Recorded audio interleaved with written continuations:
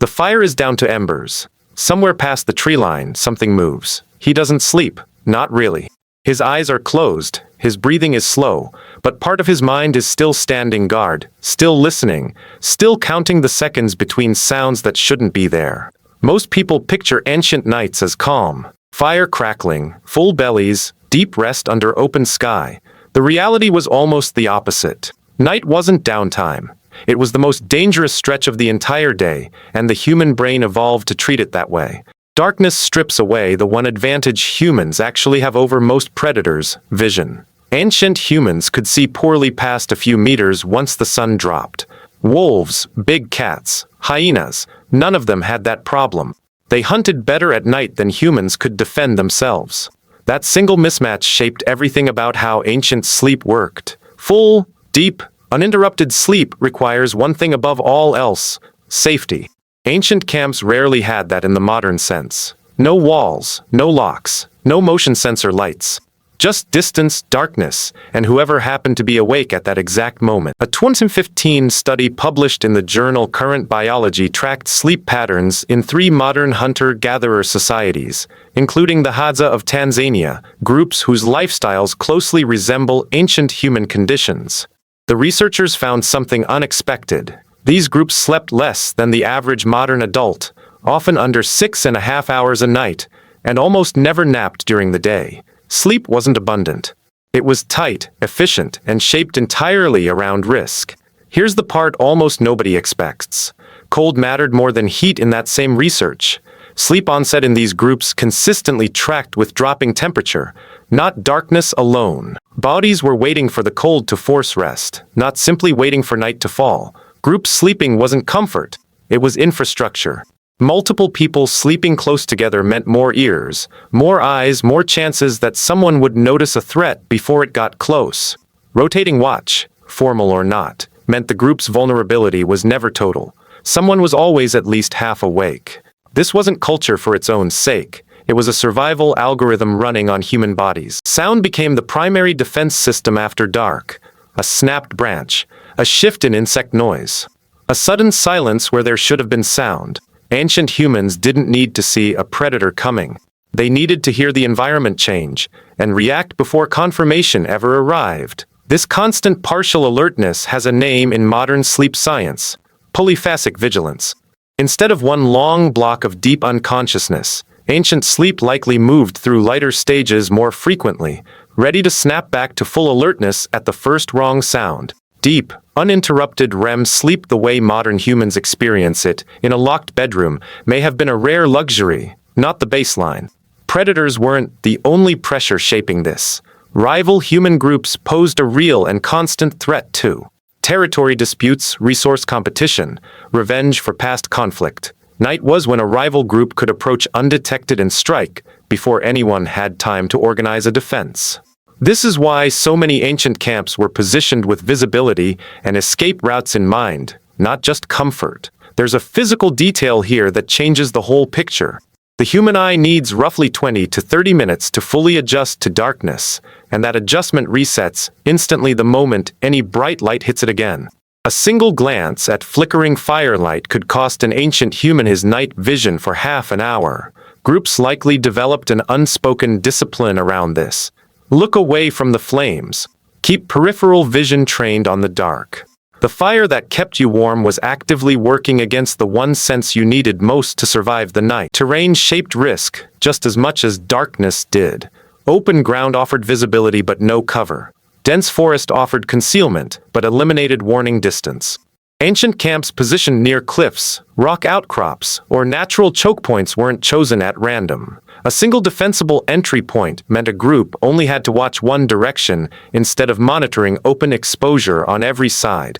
This is basic defensive geometry, and it shows up again and again across ancient campsite locations studied by archaeologists. Weather added another layer most people never consider. Rain masks sound, the single most important early warning tool ancient humans had. A storm that felt miserable also meant a predator or rival group could approach within meters before anyone heard a thing. Some researchers studying predator attack patterns in modern rural communities have noted that livestock losses spike During storms, for exactly this reason, noise cover benefits the hunter, not the hunted. There's no reason to think this dynamic was any different tens of thousands of years ago. Moon phase mattered more than most people realized, too. A full moon could extend visible range dramatically compared to a new moon night, when darkness became close to absolute. Groups almost certainly adjusted their level of caution based on lunar cycle, tightening watch schedules and staying closer to camp during the darkest nights of each month, loosening slightly when moonlight gave them a genuine visibility advantage. Age changed a person's role in all of this significantly. Younger, physically capable adults likely carried the heaviest share of active night watch, while older members of a group, carrying decades of pattern recognition, may have served a different function, interpreting sounds correctly rather than simply staying physically alert. Knowing the difference between a harmless nocturnal animal and something genuinely dangerous approaching required experience, not just wakefulness. A group with both young energy and old pattern recognition covering the night was structurally safer than one relying on either alone. Smell played a bigger role than most reconstructions of ancient life give it credit for. Predators rely heavily on scent, and wind direction could either warn a group or completely blind their early detection system, depending on which way it blew relative to a threat's approach. Camps positioned upwind of open grazing areas or water sources, where predators were more likely to be active, had a measurable advantage simply from air movement alone, something ancient humans almost certainly learned through repeated, painful trial and error long before anyone understood the biology behind it. Now think about this for a second. If your entire ability to detect danger dropped to near zero for 8 hours a day, every single day, for your entire life, how would that shape you? Would you eventually stop noticing the tension? Or would it just become the normal background hum of being alive? Tell me what you think that would actually feel like after a few years of it. Ecology backs this pattern up outside of humans entirely. After wolves were reintroduced to Yellowstone National Park in the 1990s, researchers documented a measurable shift in elk behavior near rivers and open valleys. Elk didn't just get hunted less often in absolute terms. They changed how they used the landscape altogether, avoiding open, exposed areas even when wolves weren't nearby. Scientists call this the landscape of fear, the idea that the mere possibility of a predator reshapes behavior just as powerfully as an actual attack. Ancient humans almost certainly lived inside their own version of that same landscape every single night. Fire helped, but not as much as people assume. Flames pushed back darkness in a small radius and offered warmth, but they also announced exactly where a group was sleeping. Light travels. Smell travels further. A fire was a double-edged advantage.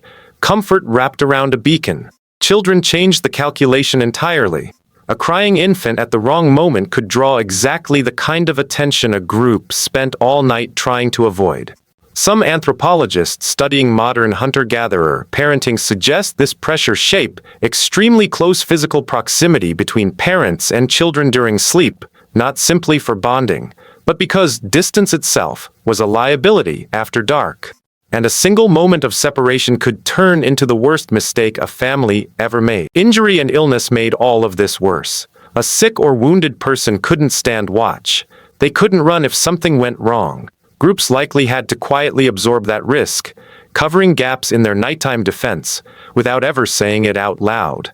Vulnerability wasn't evenly distributed. It concentrated wherever weakness already existed, and everyone else simply carried a heavier share of the burden until it passed. There's a psychological cost to all of this that rarely gets discussed. Chronic, low-grade vigilance, the kind that never fully switches off, is exhausting in a way acute fear isn't. A single dangerous moment spikes adrenaline and fades. Constant readiness grinds.